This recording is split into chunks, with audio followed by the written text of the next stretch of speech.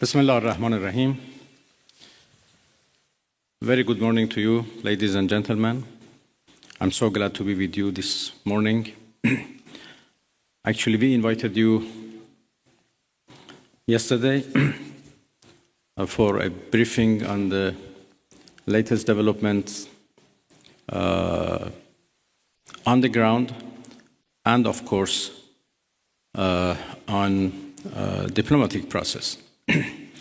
Because I came here from Geneva, where we had our first ministerial meeting of Iran E3, and then I had here yesterday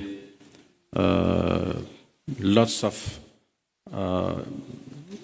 useful, important meetings with the foreign ministers of our region, and we discussed about different initiatives and ideas existed for a peaceful settlement of this question. But as all of you know, we suddenly faced with the aggression by American forces to our nuclear facilities. The Islamic Republic of Iran condemns in the strongest terms the United States' brutal military aggression against Iran's peaceful nuclear facilities. It is an outrageous, grave, and unprecedented violation of the fundamental principles of the Charter of the United Nations and international law.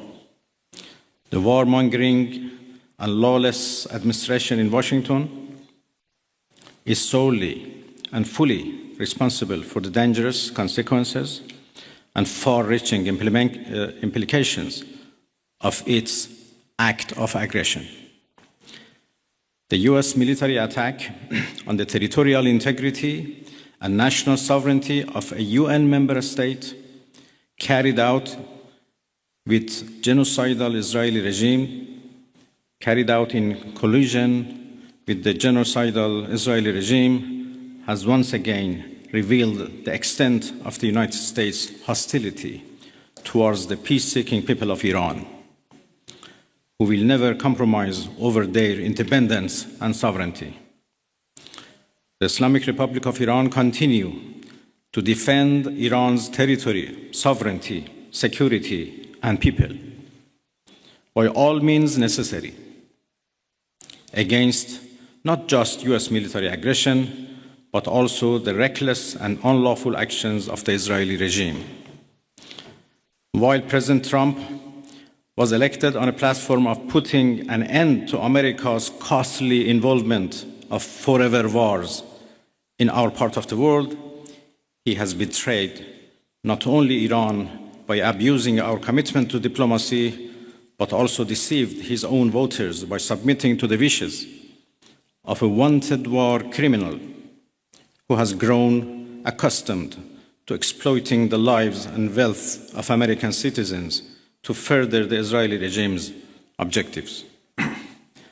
The US act of aggression against Iran's peaceful nuclear facilities constitutes not only a flagrant breach of the UN Charter, especially the prohibition of the use of force under Article 2, Paragraph 4, and the obligation to respect the state's territorial integrity and sovereignty, but also a violation of UN Security Council Resolution 2231.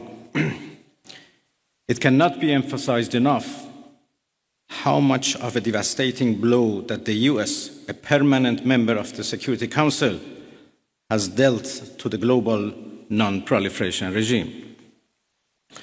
The Islamic Republic of Iran reminds the United Nations, the Security Council, the UN Secretary General, the International Atomic Energy Agency, and other relevant international bodies of their duty and responsibility to take urgent and decisive action in response to this breach of international law. Silence in the face of such blatant aggression will plunge the world into an unprecedented level of danger and chaos. Humanity has come too far as a species to allow a lawless bully to take us back to the law of the jungle. The Islamic Republic of Iran calls on the Security Council to convene an emergency session to unequivocally condemn the criminal act of aggression by the United States against Iran and to hold the administration in Washington accountable for its violations of fundamental principles of United Nations Charter and of norms of international law. The responsibility of the IAEA and its Director General, who through evident bias in favor of warmongering parties paved the way for the current violence and bloodshed, is now clearer than ever. We call on the IAEA Board of Governors to immediately convene and carry out its legal responsibility in response to the dangerous US attack on Iran's peaceful nuclear facilities, all of which have been under the agency's full safeguards and monitoring. The world must not forget that it was the United States which, in the midst of a process to forge a diplomatic outcome, betrayed diplomacy by supporting the genocidal Israeli regime's launch of an illegal war of aggression on the Iranian nation. Not content with such malign actions, the United States itself has now also opted for a dangerous military operation and aggression against the people of Iran. In doing so, the US administration holds sole and full responsibility for the consequences of its actions, including the Islamic Republic of Iran's right to self-defense under the principles of the United Charter. In accordance with the UN Charter and its provisions allowing a legitimate response in self-defense, Iran reserves all options to defend its security, interests, and people. Thank you very much.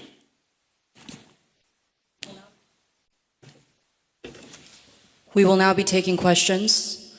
We'd like to start with the Associated Press.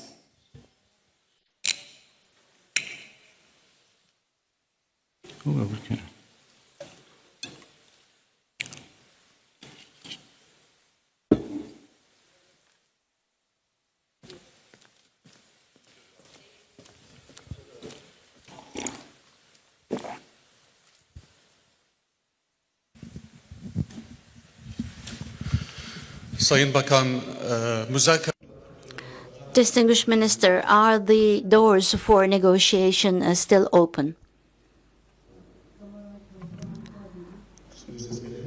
Can you hear me now?